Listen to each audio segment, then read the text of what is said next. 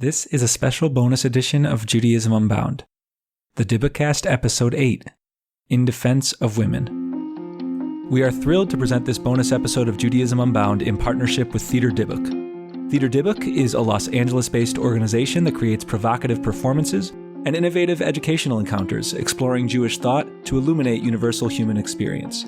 Their podcast, the Dybbukast, is released once a month. We encourage you to subscribe to their podcast by heading to the Dybbukast. That's Dybbukast in Apple Podcasts or anywhere else you listen to podcasts. Enjoy this episode of the Dybbukast.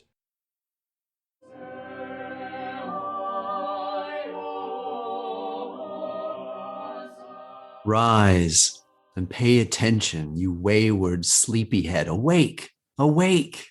Song of songs, defender of women, for they are the reason for all that is. Without them, humans would not exist.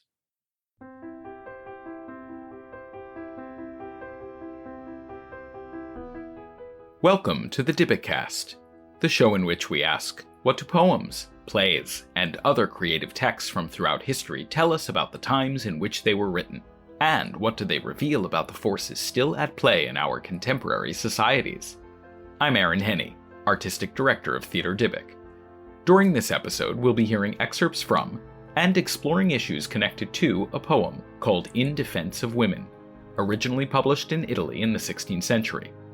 Along the way, Dr. Erith Jaffe-Berg, professor of theater at the Department of Theater, Film, and Digital Production at the University of California, Riverside, will give us insight into Leone De Sommi, author of the poem we are discussing, and will illuminate some of the surrounding cultural considerations of his time. This episode was first recorded live as part of a collaboration with San Diego Rep's Lipinski Family San Diego Jewish Arts Festival. As such, it may sound a little different than our episodes usually do. You've already heard a section from the preface of the poem, In Defense of Women. Actor Clay Steakley will also read selections from the poem itself throughout the episode. Readings from other texts and sources will be performed by actors Julie Lockhart, Diana Tanaka, and Jonathan C.K. Williams. And now, Episode 8, In Defense of Women.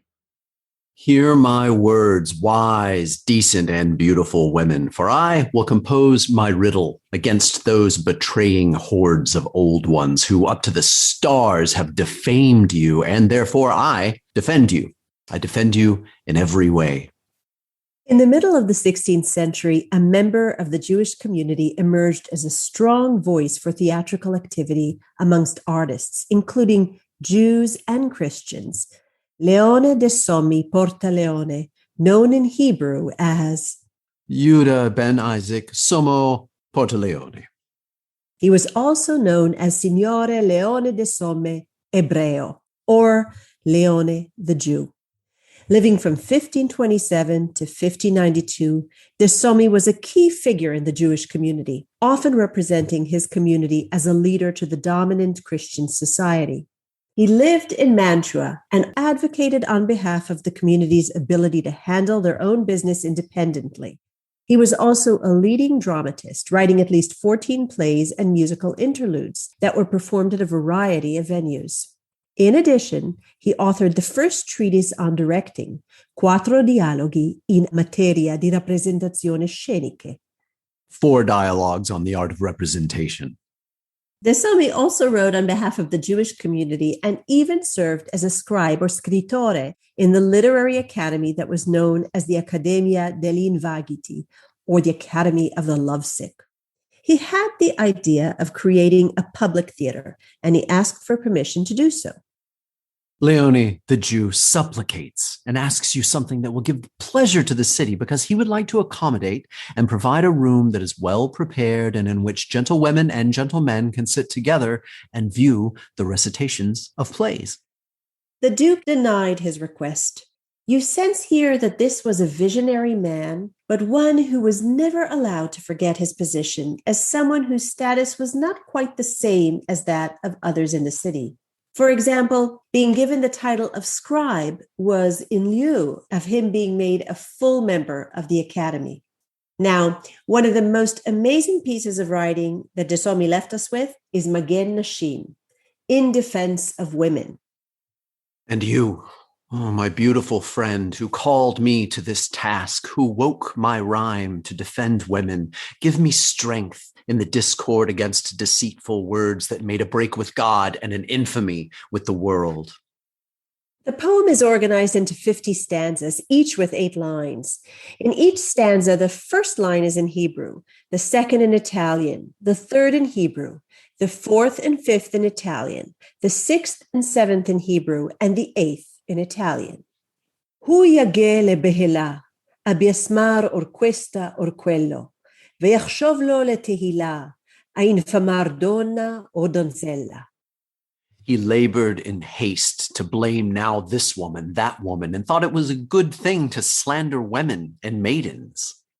E tal cosa spesso appella le calonu bos nashim, chi ucheta anashim, anzi espressa lor pazzia. He often wanted to disgrace and shame women, which was a kind of mortal sin and an expression of his and others' folly. The bilingualism is strategic, combining 2 languages, religions, cultures, and points of view, and also reflecting on man and woman as mirror images of one another. On the page, when you read from left to right in Italian and then from right to left in Hebrew, you are locked into the poem in a way that is unique to this type of bilingual expression. The reading experience of this and other bilingual poems may have appealed to intellectuals such as De Sommi, who lived in 2 different communities, offering them the opportunity for cultural exchange through their artwork. Now, before we can discuss more of the poem, we should frame more fully this experience of living in 2 worlds. Italy is an interesting place for Jews in the middle of the 16th century.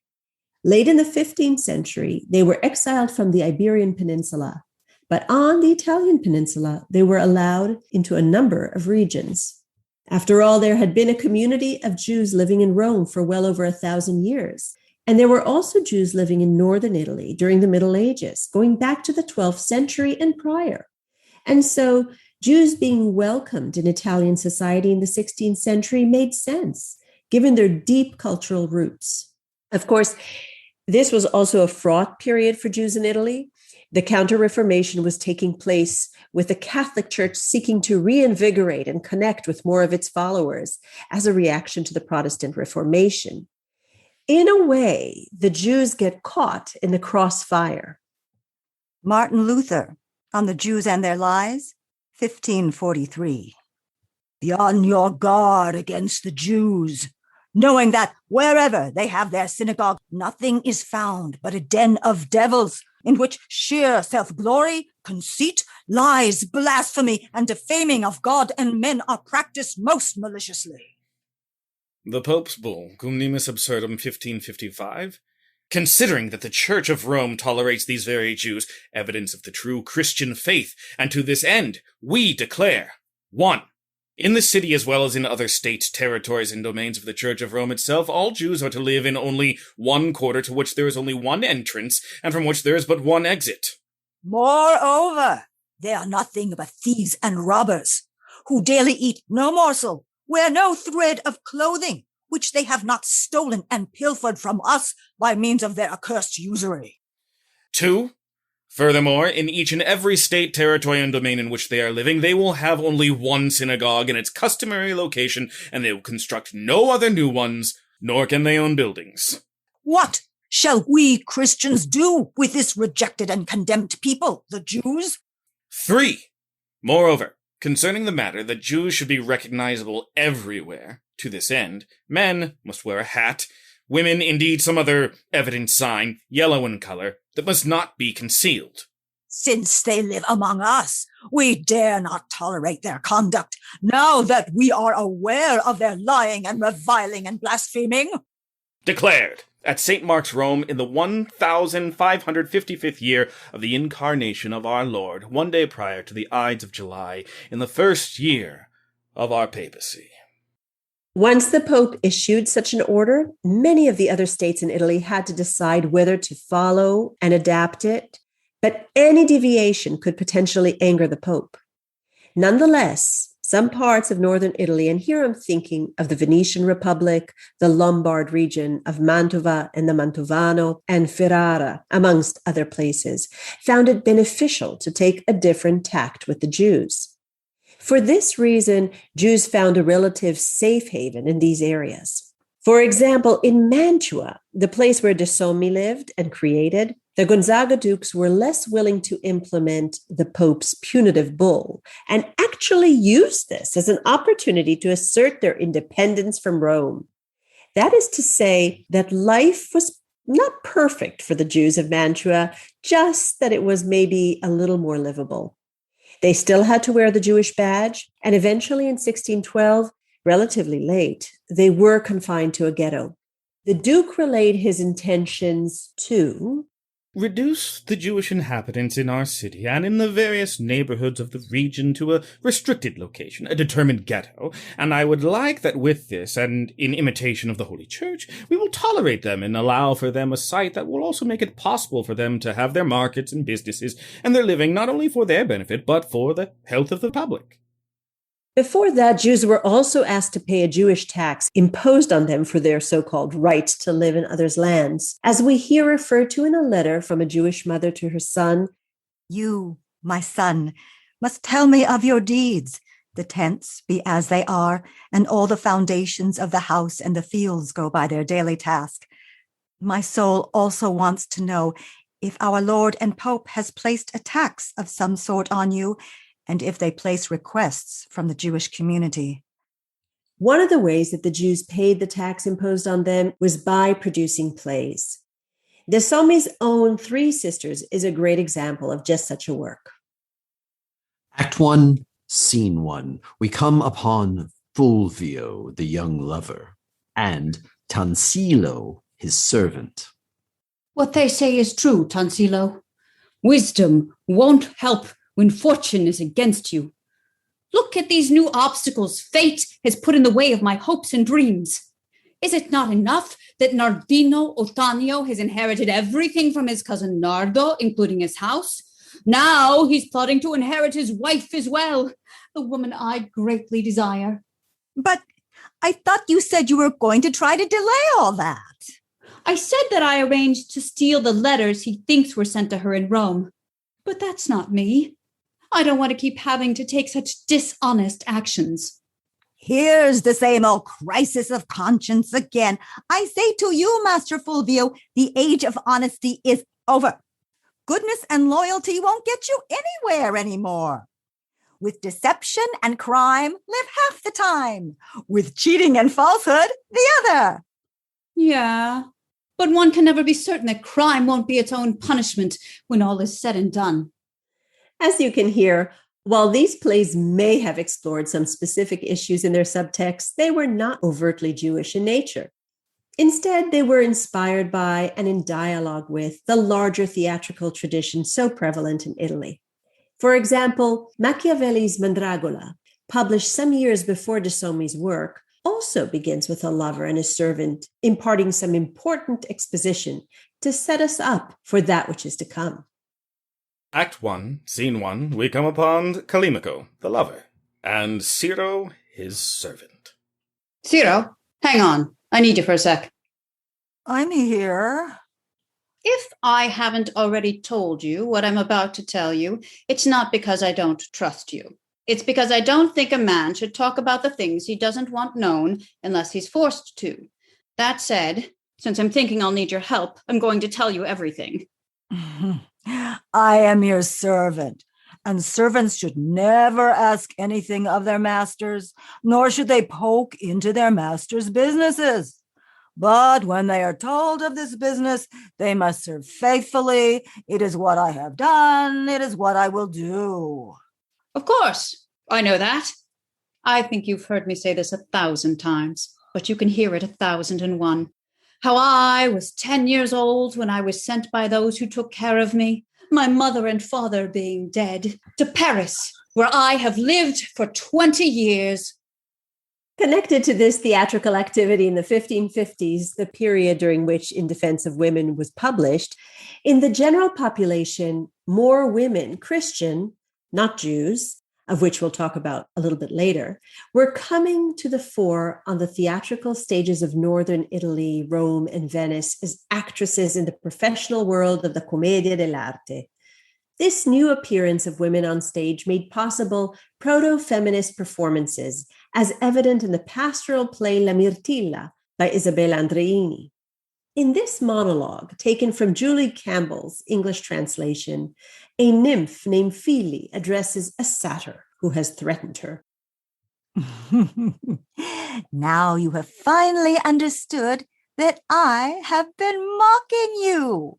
Oh, what woman, even if deformed and vile, could take pleasure in loving so monstrous and horrid a body? Now you see that I have caught you.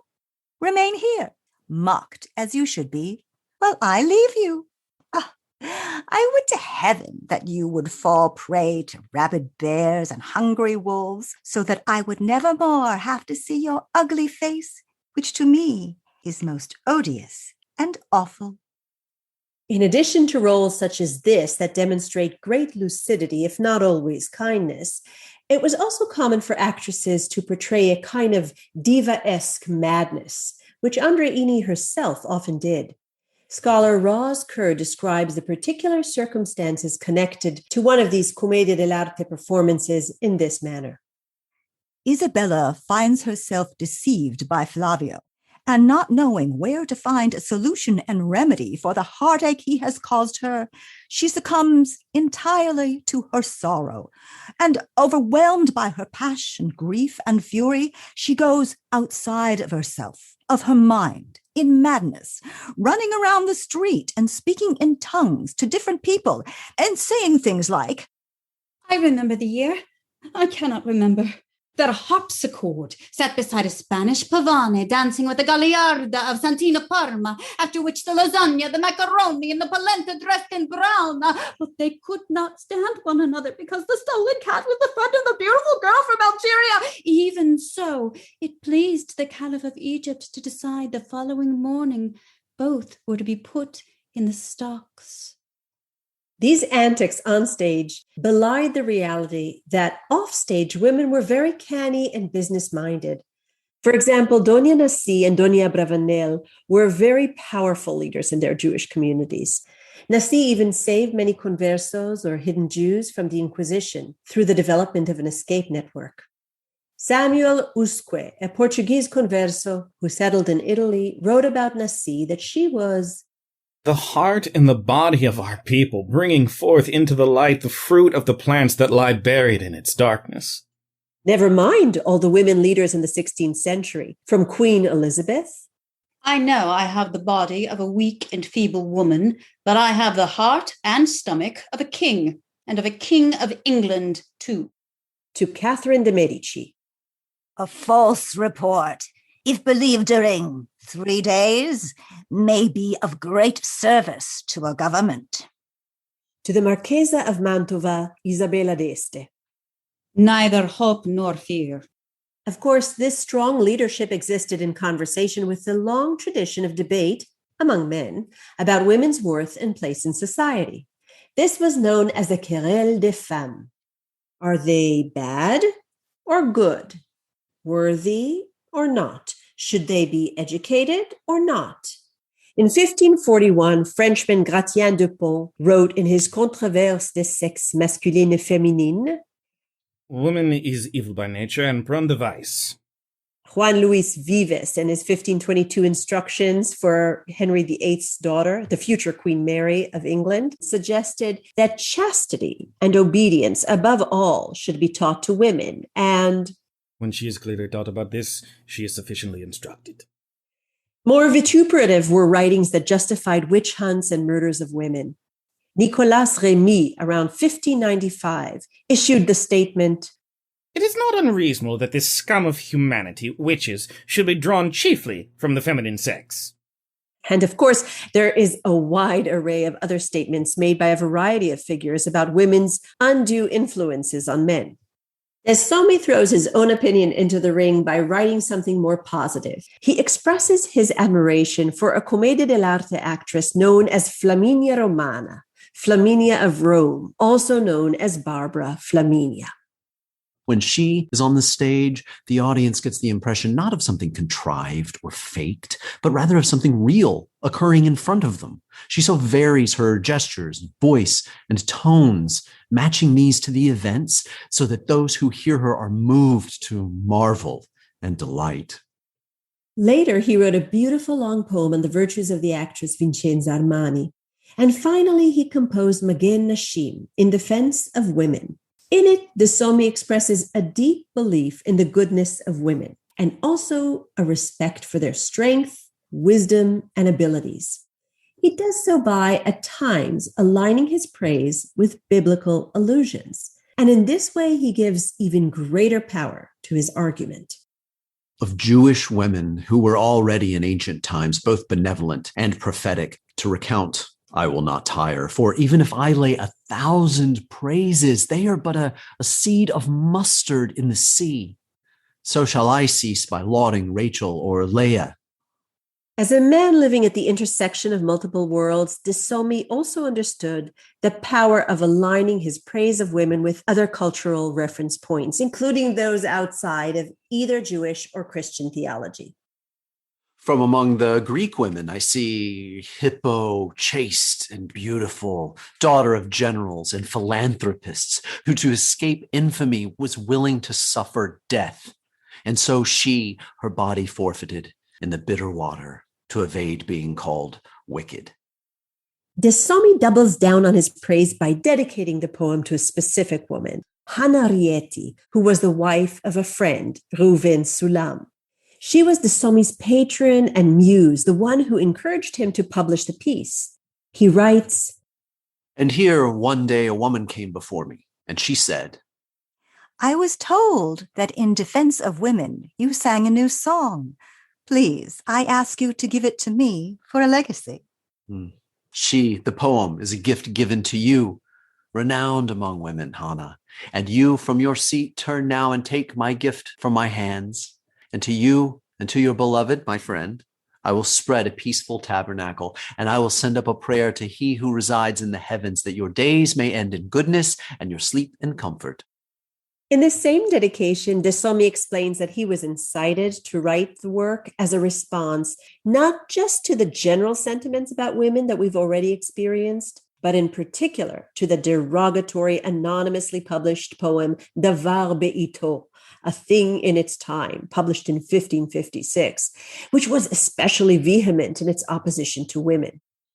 I was told that an anonymous man has published his poem that he composed against women to his shame, and he has called it A Thing in Its Time. So then I created against that a poem of 50 stanzas, and I have called it In Defense of Women. He composed his poem in the language of Gentiles and Jews, and therefore I have done the same in the holy tongue and that of the Gentiles. But I said to myself, I will keep it in my own hands for a time of malice and transgression.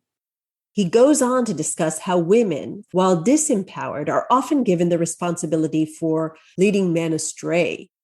And if the bad quality of some total madman turns from the righteous path and he wants to throw away everything for a forbidden and adulterous bed, he will squeal like a strained horse that it was a woman who led him astray. He then writes that if a man gets a bad idea in his head, then it's his own fault and not that of a woman. And if they were wise and smarter, for everyone causes his own demise, for women did not cause them to fail, but he who has a bit of brain, to him women lend wings to fly to the sky, and to the last day he will play, he who shares their company. In other words, he's telling men to own up and not just put the blame on women. Given all that we have discussed, we might expect that in De Sommi's defense of women, he would extol the virtues of the actress in general, and also, since he's writing to a Jewish audience, encourage Jewish women to perform. That is not what happened. After all, in his 4 dialoghi in materia di rappresentazione sceniche, 4 dialogues on the art of representation, he makes it very clear there that especially unmarried women who are not aristocrats should not take to the stage. The ancients, therefore, did well in accepting the law that a virgin would not be permitted to appear in comedies, lest by such an example citizens' daughters, who ought to be bashful and retiring, might be induced to gad abroad and engage in public gossip. His main objection is that he is concerned for their safety. He writes, in contrast, that a person of very high station is protected in concrete ways by guards and in more intangible ways, such as by her stature. On the other hand, a prince's daughter might be allowed to appear in public for the reason that few would be so bold as to dare attack the honor of such a woman. Where there is no hope, love clearly can take no root. However we may feel about such sentiments, it is important to remember that theatrical undertakings and the touring and the travel that they involved required actors to put themselves in harm's way. It is therefore not surprising that De Sommi would be especially reluctant about Jewish women's involvement. Even Isabella Andreini, that great performer we mentioned before, did not want her daughters to go into acting, preferring the nunnery to the stage. In her own sonnets, she gives vivid voice to the difficulties that she has experienced. From every delight, my face is turned away. Alas, cruel destiny, O fate, my foe. Now you have done the worst within your power. It is true that in this early modern period, we may wonder, as the scholar Joan Kelly once famously asked, Did women really have a renaissance? They certainly did lack the unfettered freedoms of men. Well, not really unfettered when you consider the factors such as class and religious and occupational status. At the same time, the particular lack of freedom for women applies in unique ways to Jewish women. But first, we should understand a bit about their circumstances. Jewish women were a very heterogeneous group. They were, of course, the Italiani Jews, those who trace their ancestry, as we've already discussed, to the Roman times in Italy. This was their home and had been for centuries. Padre Abraham, Padre adorato, Padre chi ha portato la luce a Israele. There were Ashkenazi women from the Germanic waves of exile and migration, some of whom had lived in Italy for not quite as long as the Italiani, but for a significant amount of time. And they held traditions, prayer rites, and foods that were distinctive from their Italiani neighbors, while speaking both Italian and Yiddish. Foter Avrum, Balipter Foter, Foter wat hat zu Yisroel Licht gebrengt.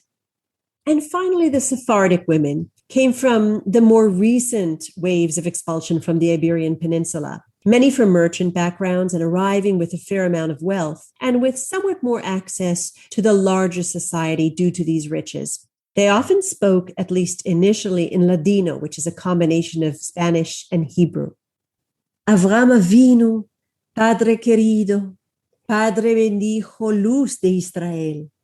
Now, involvement in business, often considered off-limits to women, was not uncommon among those within the poorer classes of Italiani and Ashkenazi Jews, especially those who were widowed and thus needed to take on certain responsibilities in order to survive.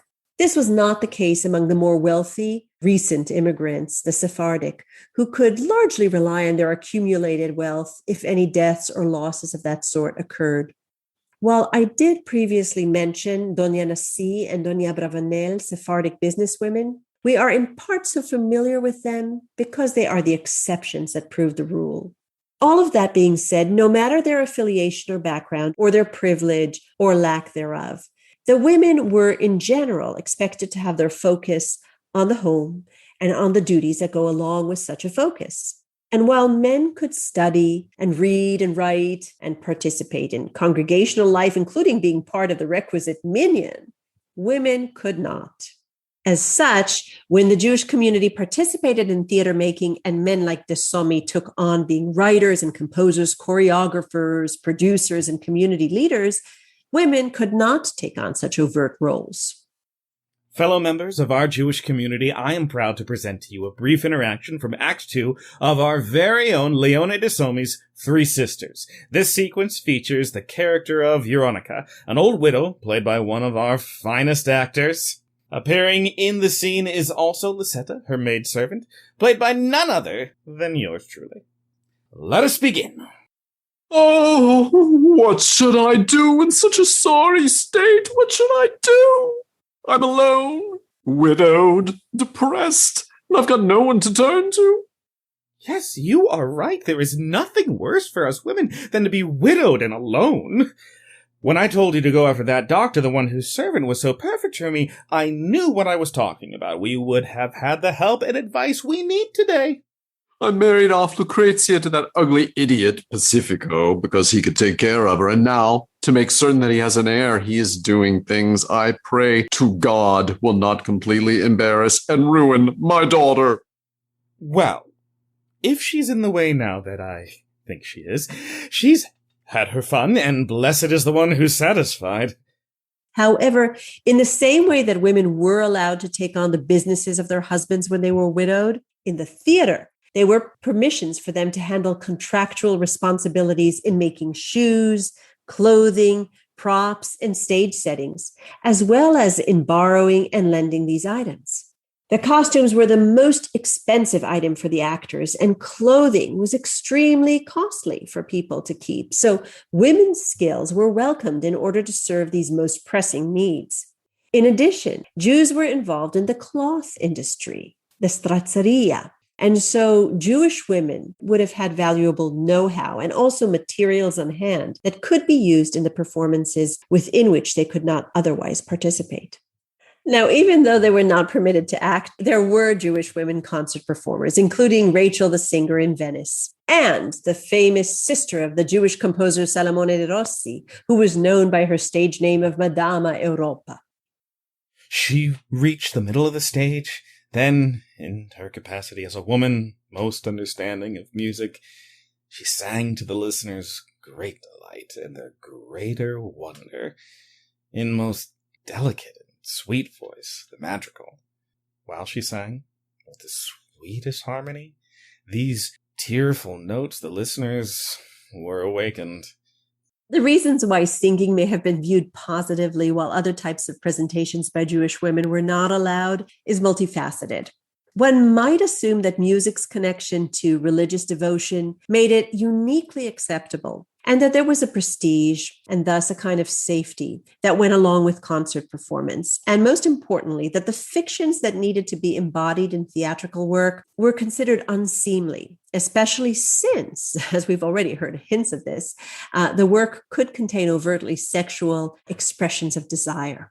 Once again, we return to Machiavelli's Mandragula, a play in which the character of Callimaco wants to have sex with Lucrezia, a married woman. As part of this elaborate plan, Callimaco dresses up as a doctor and talks to Nicho, Lucrezia's husband, about how he can help with his impotency problem by having Lucrezia eat the mandrake root and then sleep with someone else. I'll give you the potion tonight after dinner. Give her some to drink and then quickly put her to bed. That should be around 10 o'clock. Afterwards, we'll disguise ourselves. You, Ligurio, Ciro, and I. And we'll go looking in the New Market, the Old Market, those kinds of neighborhoods. And the first shiftless scamp we find, we gag and blind him, and to the sounds of beating him, we'll lead him home and to your dark bedroom. Then we put him in the bed and tell him what he has to do. He surely won't find that difficult. In the morning, send him away before the sun rises, make your wife bathe, and then you'll be able to be with her at your pleasure and without a concern. In addition to the content of the plays themselves, theater was often associated with the world of the courtesans. Involvement in it could make one appear to be, at best, approving of such activities, and at worst, participating in them. Now, we could have a whole discussion about the hypocrisy present here. Prostitution, after all, was rife in the Jewish ghettos, which would mean that the very men who wouldn't want women's reputation sullied might also be paying for sexual services. But that's a whole other conversation. De Sommi, we've already heard, agreed with and advocated for the limitations on women's activity and the theater. But at the same time, in the poem, he did want to remind us that women served as influential wives, devoted daughters-in-law, mothers, lovers, prophetesses, and saviors. Blessed be you, Judith, to God, our righteous Lord eternal, Savior priestess, who with the death of Holofernes and with eternal valor, with wisdom and grace, gave her life willingly and her shame to bring us back to our kingdom. Given his own experiences of being both welcomed in and kept separate, remember, we talked already about the fact that although he was made a scribe by the academy, he could not be a full member. He is sensitive to the dance between belonging and being an outsider, between being part of and apart from. In this section of the poem, he sees how it is important to acknowledge the power of those who have often been disempowered. If I knew I would attend to the valor and beauty of these followers of the laws of Moses, women and maidens alike, blessed with beauty and goodness, smart, I see them, smart, I hear them, to laud them in days gone by. Another example of De Sommi's desire to laud women for their specific power is when he describes them as a wet garden, what makes her godly. It is beautiful that he extols women's sexuality as divine. This is ahead of his time, especially in a 16th century Jewish and Christian context, where women's bodies and minds are contained by so many rules and expectations. But it's also reaching back in time, before his time, aligning with Jewish views as expressed in the Song of Songs, in which women's sexual desires are intertwined with metaphors about God's relationship to man. And of course, while many of the lines in the Song of Songs are from a woman's perspective, they are most often attributed to a male writer. Awake, north wind, and come south wind, blow on my garden, that its fragrance may spread everywhere. Let my beloved come into his garden and taste its choice fruits. Remember that much as in the biblical work, while women are primary subjects in the defense of women, they are the objects of the male writer. De Sommi has put us, as modern people, in the uncomfortable position of admiring his progressiveness while also recognizing that not only does he stand for what we would call the status quo regarding some issues, he also presents women as creatures to be held above, which means that they cannot participate fully here below. Beautiful is my companion. She is my pure dove and will suffice to honor them all. But we cannot forget that De Sommi, as both a prominent voice within the Jewish world and an ambassador to the dominant society, would have felt a responsibility to protect his people while also trying to move them forward. He was pushing against boundaries while also wanting his community to thrive firmly within them.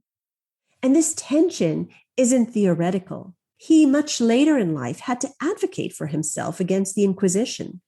De Sommi best reflects this complexity near the end of the poem, when he writes lines in honor of his own beloved, a woman who is both specific and therefore fully human, and also somehow untouchable.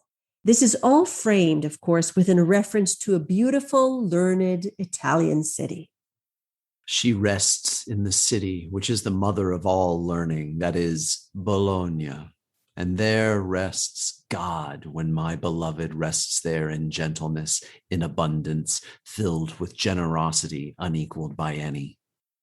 In conclusion, in Magen Nashim, De Sommi defiantly praises women, insisting on the value of people who were, as we know, often derided, and yet his own opinions were infused with the complicated morality of both the surrounding culture and his own Jewish background.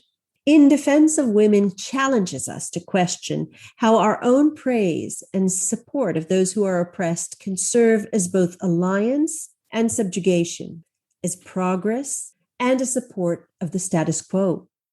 It calls on us to ask, what can we see and what are we still blind to?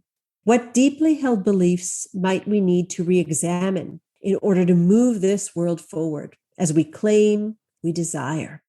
I tried, but could not find a woman who would have called out to her man and told him to heed her advice and thus attracted him to herself. And if a woman loved a man, for every generous heart loves, she wouldn't call out loud to her beloved, brazen though she may be. And yet, much like some in our own world, De Sommi's vision does extend beyond the contours of his own time. But his body, words, and actions are bounded by historical and structural limitations. And so he has to constantly navigate how he and his community can live safely within their marginalized positions. Thank you for listening to this special episode of the Dybbukast in Defense of Women. This program featured actors Julie Lockhart, Clay Steakley, Diana Tanaka, and Jonathan C.K. Williams. Thank you to Dr. Erith Jaffe-Berg for collaborating on the creation of this piece by providing her scholarship and insights, and her translations of Magen Nashim and other featured texts. Also, I'd like to acknowledge Lily Hart, who assisted on the episode, and Flori Schutzer, Theater Dybbuk's producing director. Our theme music was composed by Michael Skloff and produced by Sam K.S. The series is edited by Mark McLean Wilson. Thanks to Dylan Southard, who provided Italian translation assistance, and Miri Coral, Executive Director of the California Institute for Yiddish Culture and Language, for her assistance with Yiddish translation and pronunciation. Thank you to the Covenant Foundation for supporting the launch of the Dybbukast and our development of related resources. Speaking of which, please visit us at theaterdybbuk.org/podcast, where you will find links to a wide variety of materials which expand upon the episode's explorations. And if you want to know more about Theater Dybbuk's work in general, please sign up for our mailing list on that same website on the contact page. The Dybbukast is available every second Friday of the month. The live recording from which this episode was created was presented in collaboration with San Diego Rep's Lipinski Family San Diego Jewish Arts Festival, with scholar and student participation from the Department of Theater, Film, and Digital Production at the University of California, Riverside. This episode was made possible in part by a grant from the City of Los Angeles Department of Cultural Affairs. The Dybbukast is produced by Theater Dybbuk.